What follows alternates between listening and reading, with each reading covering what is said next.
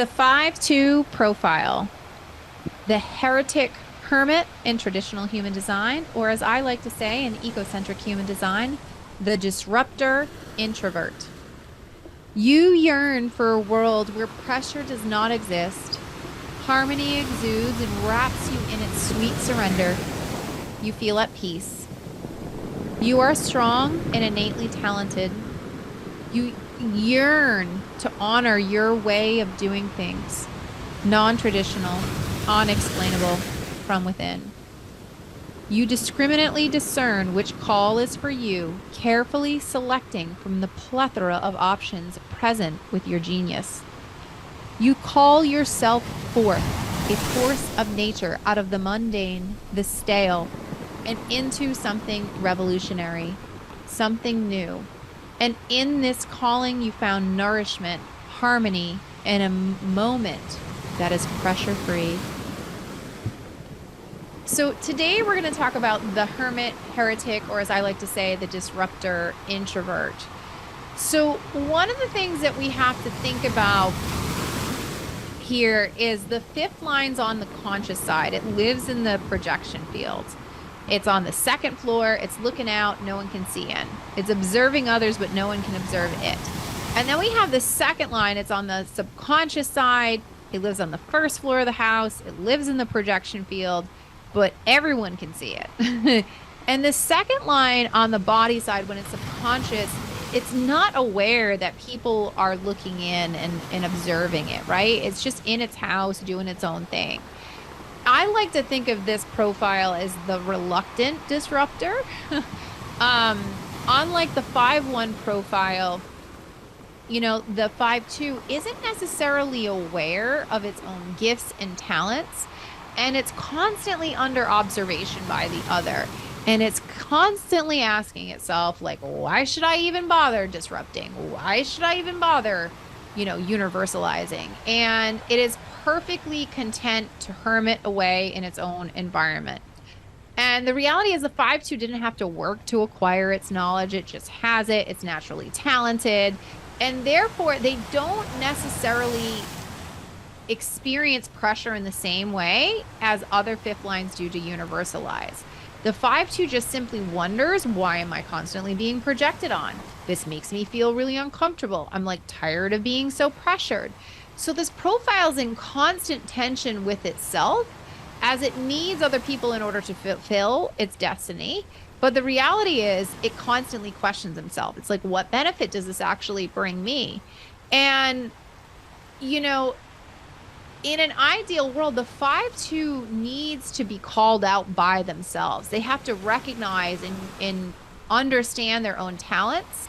And then they have to universalize those talents and get other people to believe in them.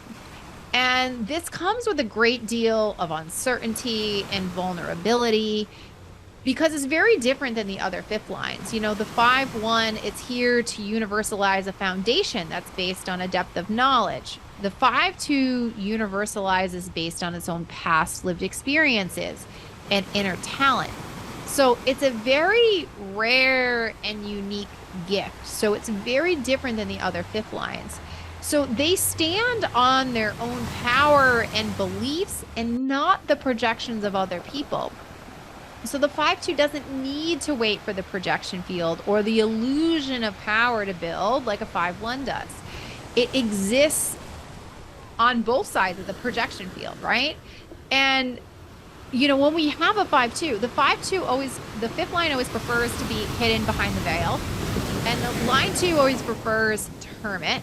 So it's very rare when a 5-2 feels called to universalize their beliefs based on their past lived experiences and create change. And even though this profile exists in a double projection field, since the 2 is on the body side, they're often unaware, unlike the 2-5, of what those projections actually are.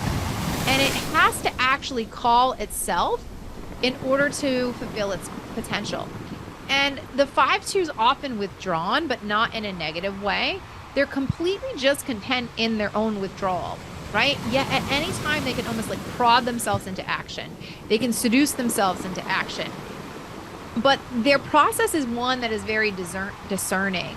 And, they have to understand, is this talent or genius actually correct to bring forth to the collective from my past or not?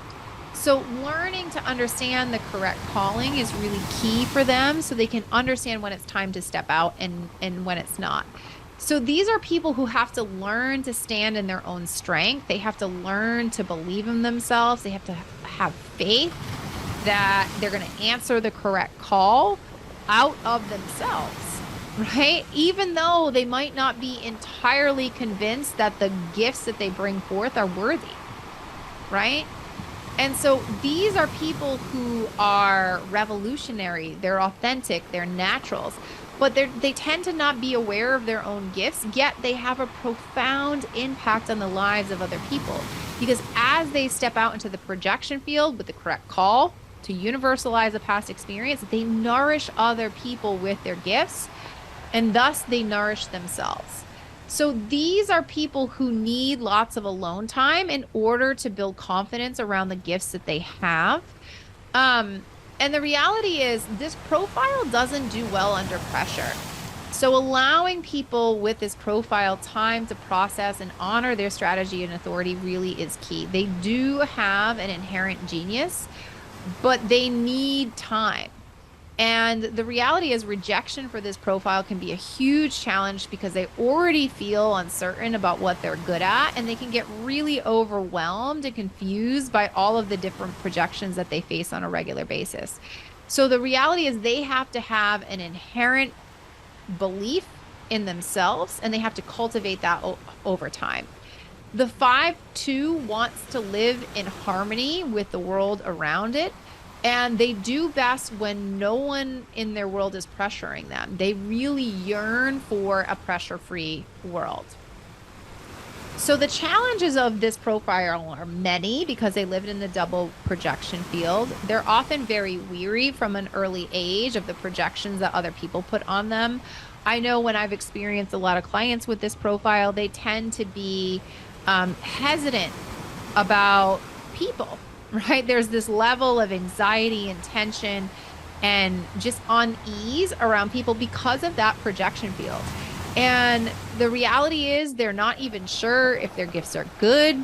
And the reality is they have to learn to call themselves out. So they have to contend with this double projection pressure.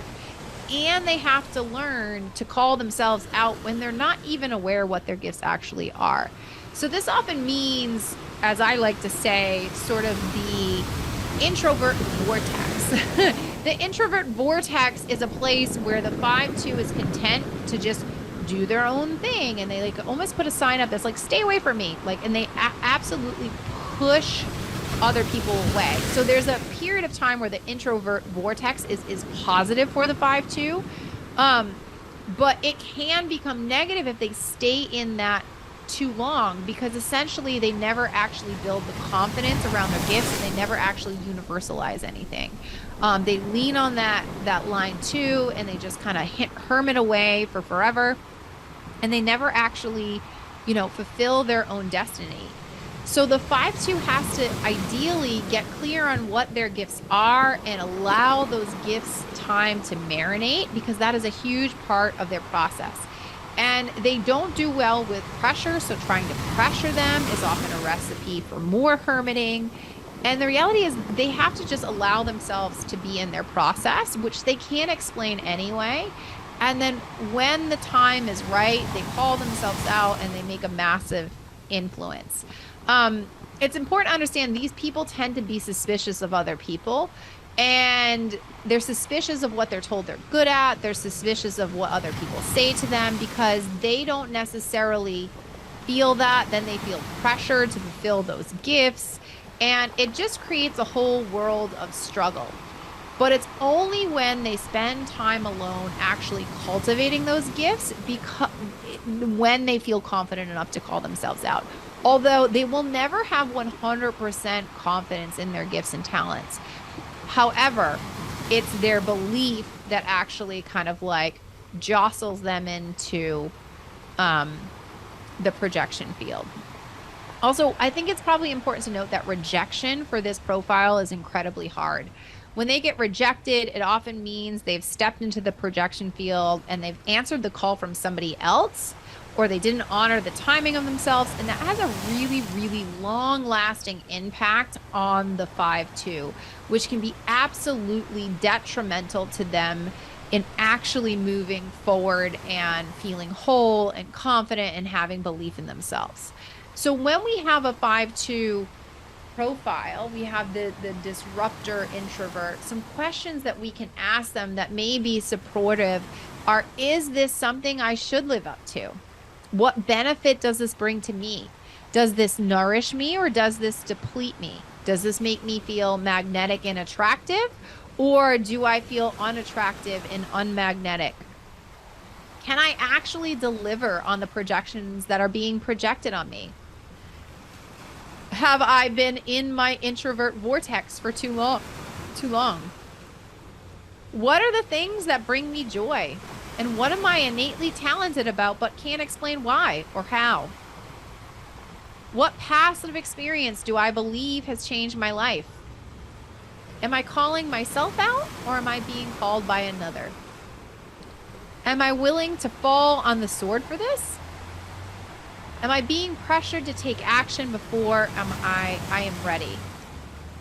And am I or do I feel pressured to perform because others said I'm good at blank? So that is the 5-2 Heretic Hermit in traditional human design, or as I like to say, the disruptor introvert. Thank you so much for tuning in. We'll talk to you all soon.